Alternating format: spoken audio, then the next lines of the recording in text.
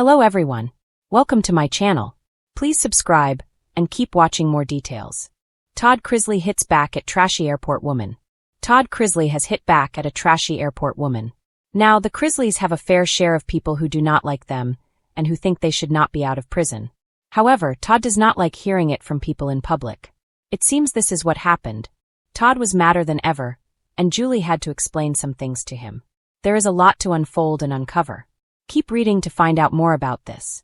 Todd Chrisley continues to fight for freedom. Todd Chrisley was able to get out of prison.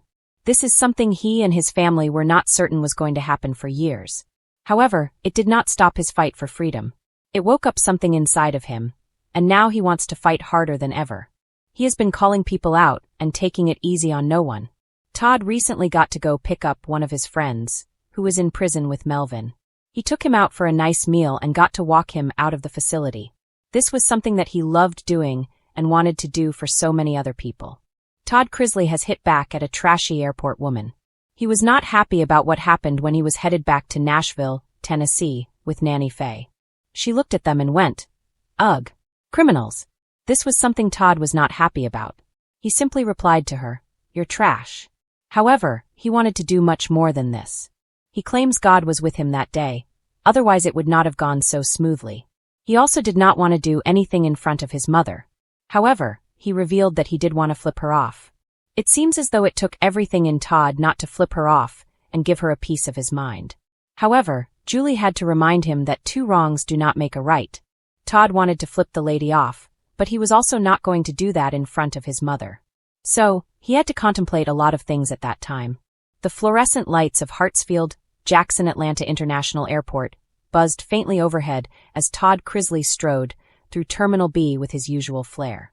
Even after months in prison, his posture was upright, his blazer immaculately pressed, his hair styled like he was about to film a confessional for Chrisley Knows Best. People noticed him, of course they did. Todd had that magnetic quality of a man who had lived his life in front of cameras, and he wasn't about to blend in with the sea of yoga pants, rolling suitcases, and Starbucks cups. It started innocently enough. A flight delay had passengers restless.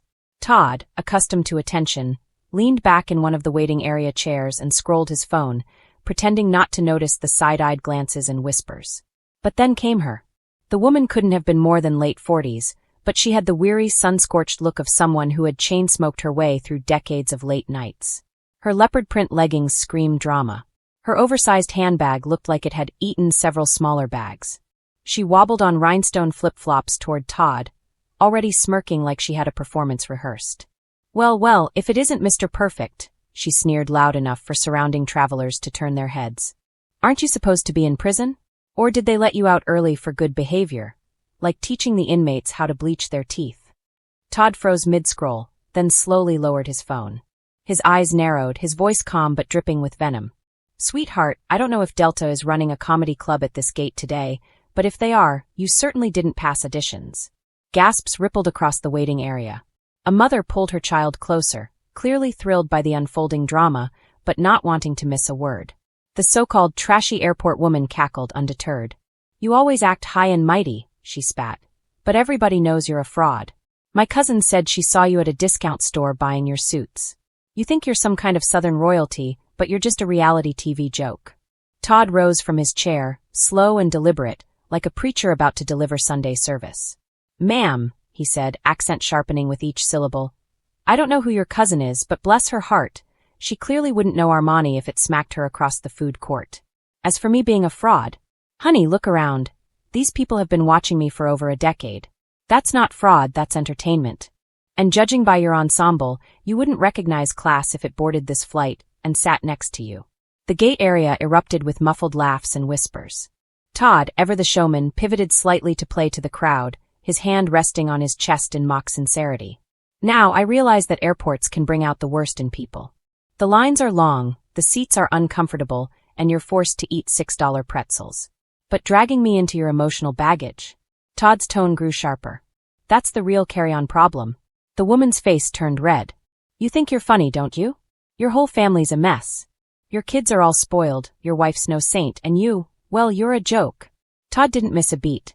"Darlin', I'd rather be a joke that makes millions laugh than a bitter woman with rhinestones falling off her sandals at gate B17. At least I sparkle on purpose. At that line, laughter fully broke free from the crowd. Even a flight attendant standing by the boarding door covered her mouth to stifle a grin. Todd, sensing victory, adjusted his cufflinks like a king straightening his crown. But he wasn't done. You know, I learned something important, Todd continued, lowering his voice just enough that people leaned in closer. Life has a way of testing you in places you least expect. For me, it was courtrooms, prisons, and reality television. For you, apparently, it's an airport gate. But here's the thing, I passed my test. And you, ma'am?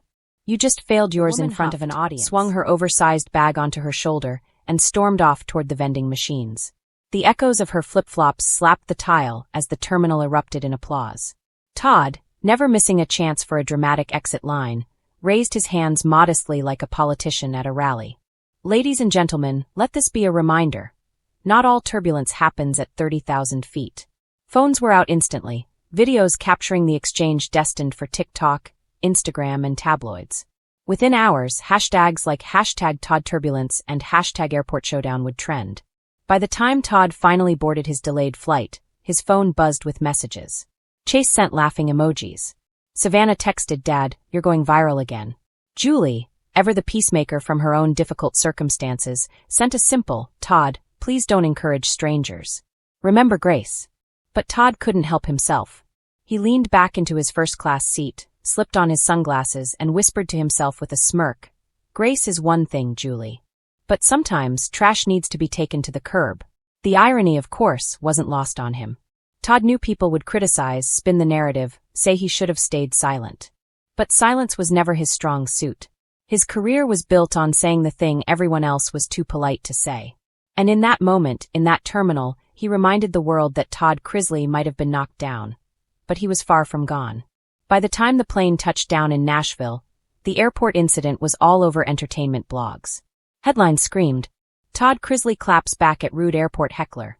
Chrisley delivers sermon at Terminal B. Trashy woman meets reality TV royalty and loses. Todd grinned, scrolling through the coverage. The spotlight hadn't dimmed after prison. In fact, it had flared up brighter. And somewhere in America, a woman in leopard print leggings angrily refreshed her phone, realizing she had become the villain in a story that was never supposed to be hers.